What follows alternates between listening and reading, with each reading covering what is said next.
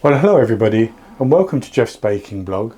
Today I'm going to make a moist chocolate loaf cake. So this is going to be in a £2 or a 900 gram loaf tin, which I've greased and lined with parchment paper, but you can just grease it, it would be fine, but I like to line mine as well. And I'm preheating my oven to 180 degrees Celsius, 160 Celsius with a fan, 350 Fahrenheit. Now the recipe is very straightforward. It's simply a question of mixing together the wet ingredients and the dry ingredients, then combining them. And there's 11 ingredients in all, but nothing very complicated. So I'll go on to those ingredients. And here I have 190 grams, which is about 1 cup of chocolate chips. And I'm using 51% cocoa solid chocolate chip, so a semi-sweet type of chocolate chip. You can use dark, you can use milk, you could even use white chocolate if you wanted to, or a combination. That's up to you. I have 130 grams, 2/3 of a cup plus 3 tablespoons of plain flour, 50 grams, about half a cup of cocoa powder, 4 grams, 1 teaspoon of baking powder, 2 grams, half a teaspoon of baking soda, 3 grams, half a teaspoon of salt, 5 millilitres, 1 teaspoon of vanilla extract, 120 millilitres, half a cup of a flavourless vegetable oil, 175 grams, which is 3/4 of a cup plus 2 tablespoons of caster sugar, 3 medium eggs, which would be large in the USA, and then I have 240 millilitres, 1 cup of natural yogurt, but you could use sour cream if you wanted to. That would work just as well. I think probably you could also use buttermilk, but I'm using natural yogurt because that's what I have in the fridge. So that's all the ingredients, and we'll go on and make our batter. And I'm going to start off by mixing together the dry ingredients, which is the flour, the cocoa powder, the baking powder, baking soda, salt. I'm going to give those a whisk together, and that's going to combine them and also start to break up any little lumps of cocoa powder. You could sift this if you wanted to break up the cocoa powder because it tends to clump together, but I'm not going to worry.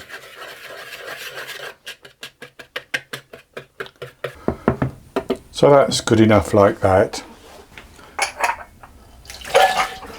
So then I'm going to put the chocolate chips in, and I'm just going to give those a stir around, get those mixed through.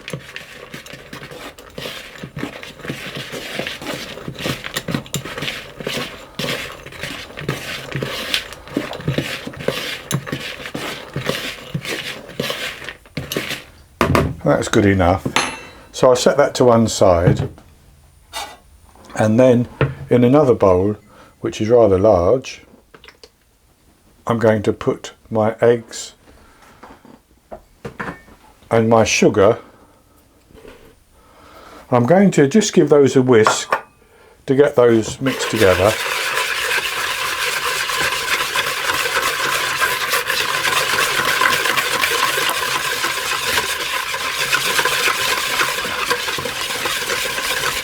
And then I'm going to put the other ingredients in, so the oil and the vanilla extract and the yogurt.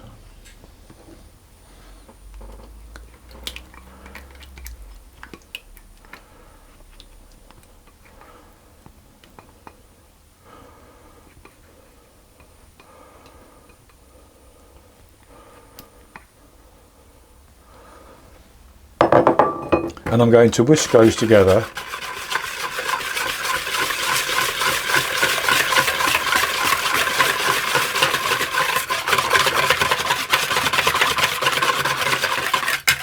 Now I should say you could use butter instead of oil if you wanted to.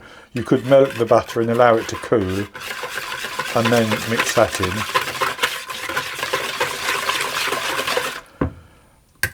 And with that mixed together quite well, I'm going to pour that into the dry ingredients.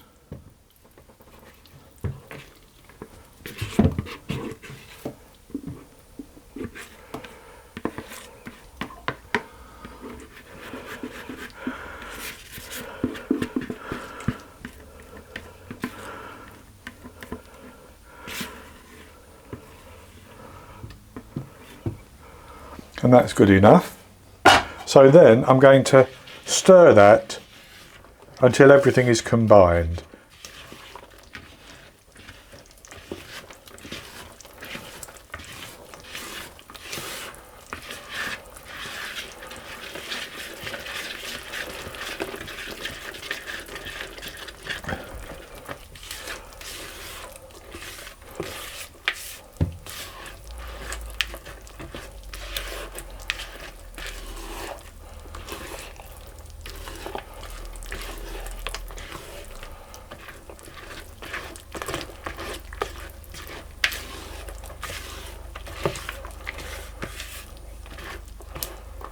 And that's good.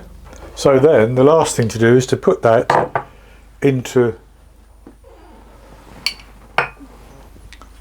our loaf pan and bake it.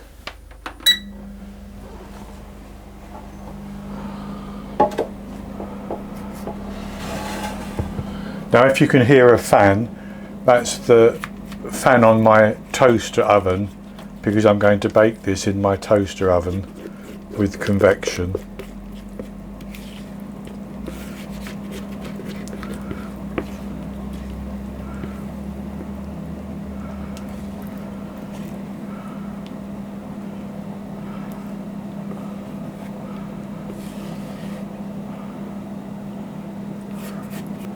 And with that in, I'm just going to spread it over a little bit, just to level it off.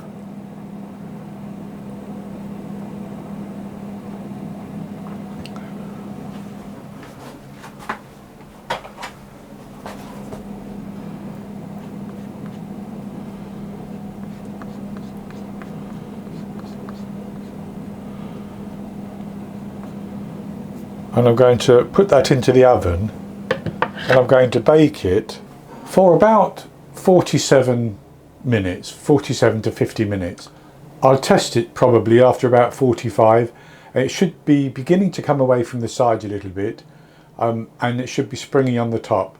I test it with a skewer, and if the skewer comes out clean, I'll know that it's done. So at that point, whether it's 45, 47, 50, I'll take it out of the oven and I'll leave it in the tin for about 5 to 10 minutes before turning it out onto a wire rack. Then I'll let it cool down and come back and show you the results.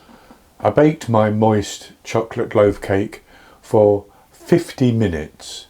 I tested it with a skewer and it came out clean with just a little bit of chocolate on the bottom.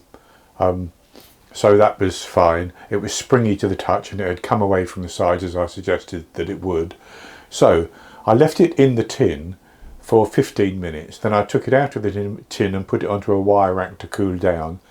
And it's quite cool now, but it's still not fully cooled down. I'll show you what it looks like.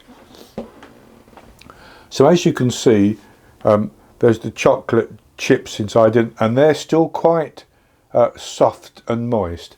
As the cake cools even further, and particularly if you store it in the fridge, they will firm up a bit like chocolate chips do. So, but it looks nice and moist as I suggested. So I'll have a taste. I'll break a piece off.